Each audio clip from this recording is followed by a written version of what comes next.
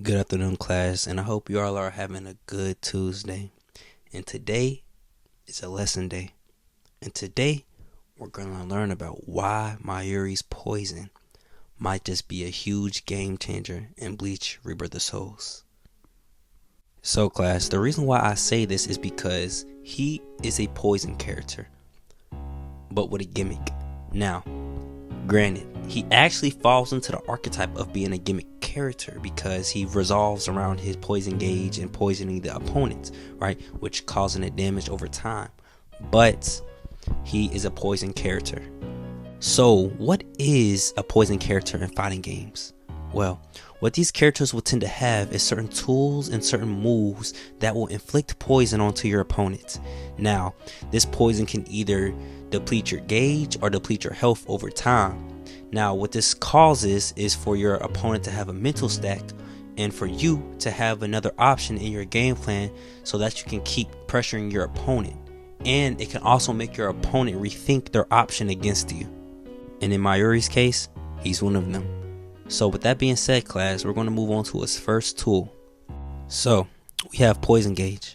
When some skills hit, poison gauge accumulates and decreases over time. The gauge will be consumed when attacking with Mayuri's Zanpakuto and gives additional damage. Okay, class, now this is the part where I need to pay attention to because this is really important. Now, what this simply means is every time he uses a skill, right, that has poison with it, it's going to accumulate over time. Now, when you use it on your opponent, it's going to decrease. It's going to show how much poison that's in the gauge, and it's going to add on. So it's the poison that you already inflicted on your opponent is going to be additional. It's going to be stacked up, so it will cause even more poison damage over time. Now, class, moving on to its next tool, we have toxic bubbles. Now, Mayuri releases slow toxic bubbles that causes accumulating poison damage when they hit an opponent. If the signature move button is pressed before the toxic bubble hits the opponent, the bubbles will explode and spread a poison mist over a wide area. So as you can guess, it's another gimmick move. Now, class, it has the option for you to detonate it or just let it go. It's going to be up to you to decide if you want to do either of that. But make sure you mix it up so you can keep your opponent on their toes. Now we have Move You Idiot.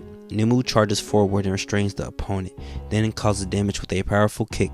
The opponent can still guard when restrained, but the guard gauge depletion of the kick is very high. So class, this will make it way more easier to break your opponent's guard.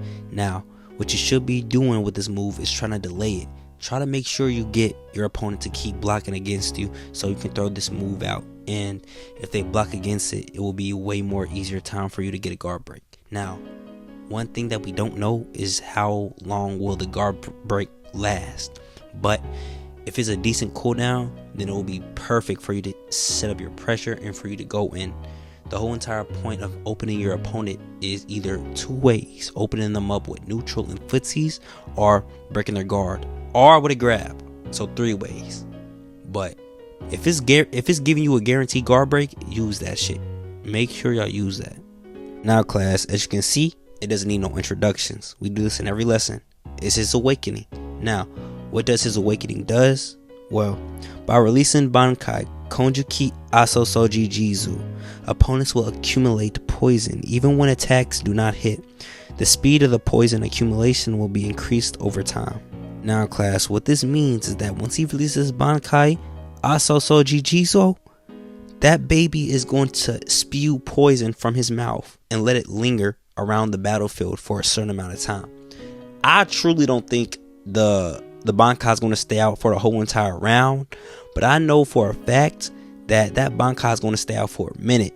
So that whole entire time while he has Bankai out, pressure is coming your way and your health is already depleting.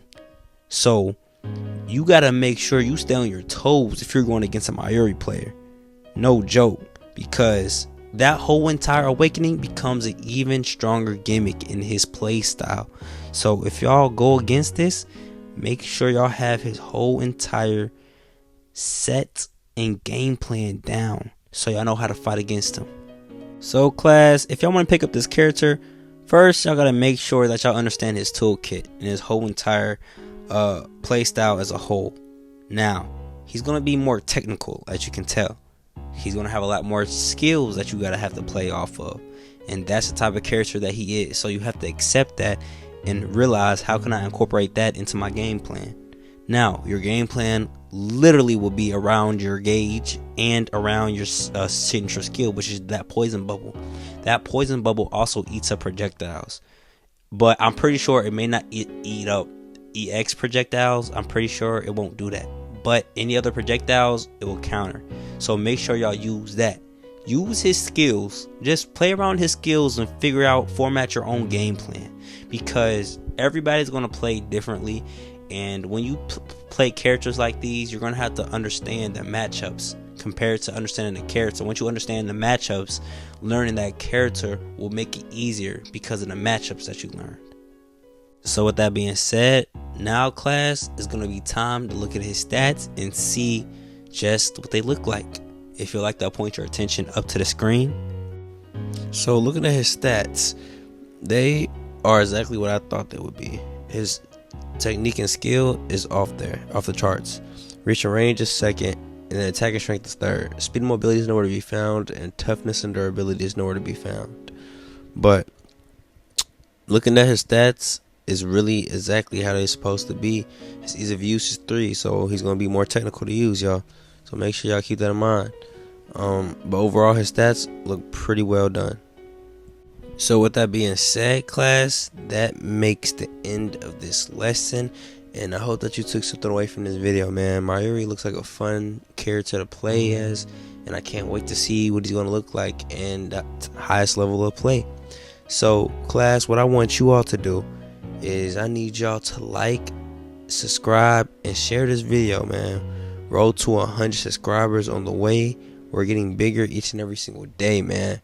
So let's run the videos up. Keep running the lessons up, man. Learn as much as y'all can. For real. And with that being said, before y'all leave, make sure y'all don't slam my doors. I'll see y'all next video.